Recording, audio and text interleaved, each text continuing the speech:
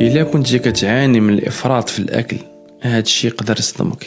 النوع ديال الماكلة ماشي هو المشكل الوحيد، السرعة اللي كتاكل بها هي المشكل.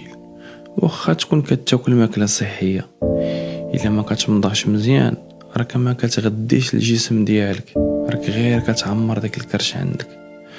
والجسم كيحس بهادشي وكيقول ليك راني مازال ما كليتش مزيان، وكتزيد تاكل. الجسم ديالك راه ماشي شكارة، احترمه واحد شويه ومضغ بشويه، حيت راه ما كاينيش عندك السنان في المعده.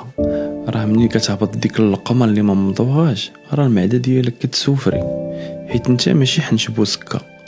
راه داكشي اللي كدير للمعده ديالك راه عنف. العلم تيقول السنان فيهم واحد الطاقه حيوانيه.